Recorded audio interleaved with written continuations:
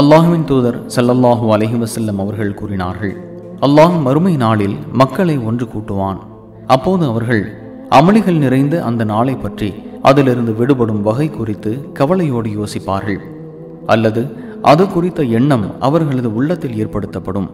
ஆகவே அவர்கள் அதிபயங்கரமான இந்த நிலையிலிருந்து நம்மை விடுவிக்க நம் இறைவனிடம் பரிந்துரைக்கும்படி யாரையாவது நாம் கேட்டுக்கொண்டால் நன்றாயிருக்குமே என்று கூறியவாறு ஆதம் அலைஹிஸ்ஸலாம் அவர்களிடம் வருவார்கள்.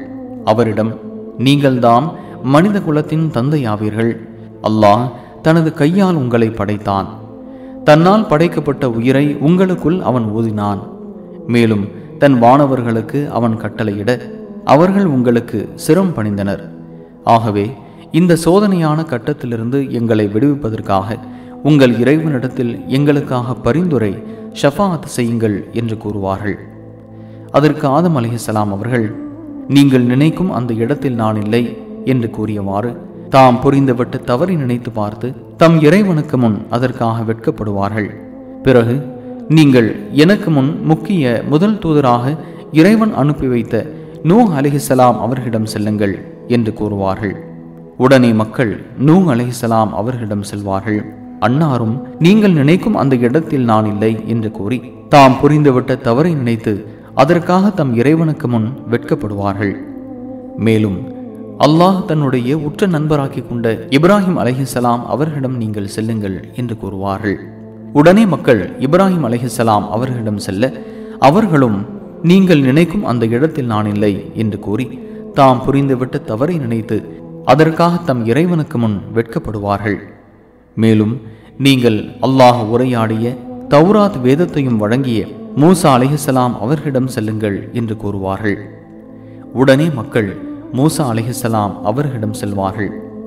அன்னாரும் நீங்கள் நினைக்கும் அந்த இடத்தில் நான் இல்லை என்று கூறி தாம் புரிந்துவிட்ட தவறை நினைத்து அதற்காக தம் இறைவனுக்கு முன் வெட்கப்படுவார்கள். மேலும் நீங்கள் அல்லாஹ்வின் ஆவியும் அவனுடைய வார்த்தையுமான ஈசா அலைஹிஸ்ஸலாம் அவர்களிடம் செல்லுங்கள் என்று கூறிவிடுவார்கள்.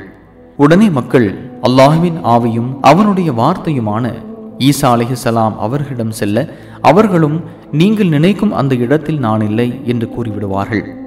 எனவே நீங்கள் முன்பின் பாவங்கள் மன்னிக்கப்பட்ட அடியாரான முஹம்மது ஸல்லல்லாஹு அலைஹி வஸல்லம் அவர்களிடம் செல்லுங்கள் என்று கூறுவார்கள். உடனே மக்கள் என்னிடம் வருவார்கள். அப்போது நான் என் இறைவனிடத்தில் அனுமதி கேட்பேன். எனக்கு அனுமதி அளிக்கப்படும். இறைவனை நான் கண்டதும் சிரம் பணிந்தவனாக சஜிதாவில் வீழ்ந்து விடுவேன். அவன் நாடிய நேரம் வரை அப்படியே என்னை விட்டு விடுவான். பிறகு இறைவன் தரப்பிலிருந்து, முஹம்மதே, உங்கள் தலையை உயர்த்துங்கள், சொல்லுங்கள், செவியேற்கப்படும், கேளுங்கள், உங்களுக்கு கொடுக்கப்படும், பரிந்துரை செய்யுங்கள், உங்கள் பரிந்துரை ஏற்கப்படும் என்று கூறப்படும். உடனே நான் எனது தலையை உயர்த்தி என் இறைவன் எனக்கு கற்றுத்தரும் புகழ் மொழிகளை கூறி அவனை புகழ்வேன். பிறகு நான் பரிந்துரை செய்வேன். அப்போது இறைவன் நான் யார் யாருக்கு பரிந்துரை செய்யலாம் என்பதை வரையறுத்து எனக்கு வரம்பு விதிப்பான். பின்னர் அவர்களை நான் நரகத்திலிருந்து வெளியேற்றி சொர்க்கத்திற்கு அனுப்பி வைப்பேன். பின்னர் மீண்டும் நான் இறைவனிடம் சென்று சிரம் பணிந்து விடுவேன். இறைவன் தான் நாடும் நேரம் வரை அப்படியே என்னை விட்டு விடுவான். பிறகு, முஹம்மதே, உங்கள் தலையை உயர்த்துங்கள், சொல்லுங்கள், செவியேற்கப்படும், கேளுங்கள், அது உங்களுக்கு தரப்படும், பரிந்துரை செய்யுங்கள், உங்கள் பரிந்துரை ஏற்கப்படும் என்று சொல்லப்படும். நானும் அவ்வாறே என் தலையை உயர்த்தி என் இறைவன் எனக்கு அப்போது கற்றுத்தருகின்ற புகழ் மொழிகளை கூறி அவனை நான் புகழ்வேன். பிறகு நான் பரிந்துரைப்பேன்.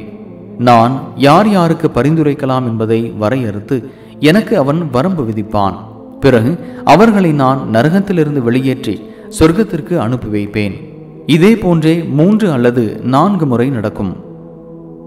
அறிவிப்பாளர் கூறுகின்றார், 3வது முறையிலா அல்லது 4வது முறையிலா என்று தெரியவில்லை. நபி ஸல்லல்லாஹு அலைஹி வஸல்லம் அவர்கள் பின்வருமாறு கூறினார்கள், என் இறைவா, குர்ஆன் தடுத்து விட்டவர்கள், அதாவது நிரந்தர நரகம் கட்டாயமாகிவிட்டவர்களான இறை மறுப்பாளர்கள் மற்றும் நயவஞ்சகர்களை தவிர வேறு யாரும் நரகத்தில் எஞ்சி இருக்கவில்லை என்று கூறுவேன். சஹீஹ் முஸ்லிம் 322.